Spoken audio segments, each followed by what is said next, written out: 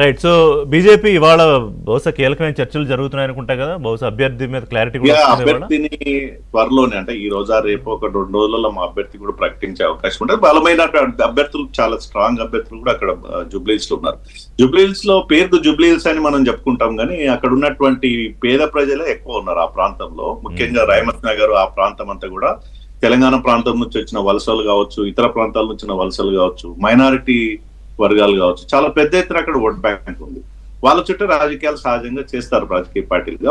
భారతీయ జనతా పార్టీకి ఉన్నటువంటి సానుకూలమైన అవకాశం ఏంటంటే, ఇవాళ మీరు చెప్పినట్టుగా గతంలో సానుకూలమైనటువంటి పవనాలు వీసేది. ఎవరైనా చనిపోతే వాళ్ళ ఫ్యామిలీ మెంబర్స్ గెలిపించే ఆనవాయితీ ఉండేది.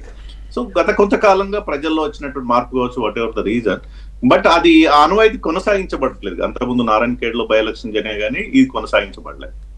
ఇవాళ ప్రజలు అభివృద్ధి వైపు చూస్తున్నారు, డెవలప్మెంట్ కంటోన్మెంట్ లో కూడా జరిగింది. సో ఈ వాతావరణం అనేది ప్రజలు ఇవన్నీ పట్టించుకోకుండా ఒక డెవలప్మెంట్ మోడ్ లో ప్రజలు ఏ పార్టీ మరి డెవలప్మెంట్ ఎక్కువ చేస్తుంది, ప్రజలకు ఎక్కువ సంక్షేమ కార్యక్రమం అనే దృష్టిలో ఉంటది. సో ఇప్పుడు గతంలో 10 ఏళ్ళు బీఆర్ఎస్ ను చూశారు ప్రజలు. ఇవాళ రెండేళ్ల నుంచి కాంగ్రెస్ పార్టీ చూస్తున్నారు. బీఆర్ఎస్ వైపు వెళ్ళాలి, కాంగ్రెస్ వైపు వెళ్ళాలి మాకు బలమైనటువంటి ఆయుధాలు.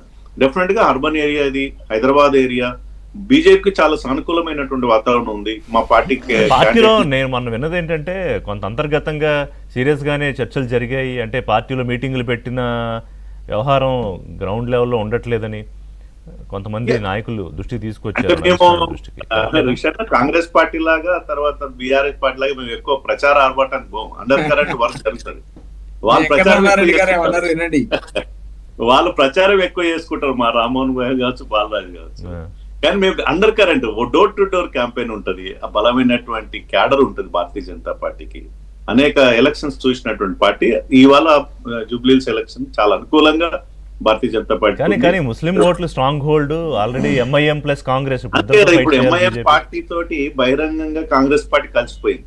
అదే మనకు అనుకూలం. మాకు భారతీయ జనతా పార్టీకి బలమే అది. వాళ్ళిద్దరు కలిసిపోయారు. ఇప్పుడు ముస్లిం ఎంఐఎం క్యాండిడేట్ గెలిచినా, కాంగ్రెస్ గెలిచింది ఎంఐఎం అన్నట్టే. అక్కడ ఇవాళ నవీన్ యాదవ్ గారికి ఇస్తున్నారు. గతంలో ఎంఐఎం పార్టీ నుంచి నిలబడినటువంటి వ్యక్తి ఆయన. కన్ఫర్మ్ అయిపోయిందా నవీన్ యాదవ్? ఇంకా బట్ నవీన్ యాదవ్ కే ఇవ్వచ్చు, స్థానికంగా ఇవ్వచ్చు అని ఒక వార్త వస్తుంది.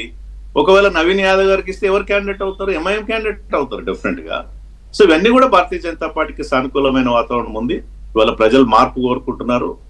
తెలంగాణ వ్యాప్తంగా ఇవాళ బీజేపీకి 2 పార్టీలు చూసిన తర్వాత ఒకసారి బీజేపీకి అవకాశం ఇద్దామనేటువంటి వాతావరణం డెవలప్ అవుతుంది రోజు రోజుకి. అంటే ఒకటే మీరు పేరు అన్నారు కాబట్టి, దీపక్ రెడ్డికి ఆయనకి దాదాపు ఖరారు అయిందా? ఇంకేమన్నా పేర్లు ఉన్నాయా?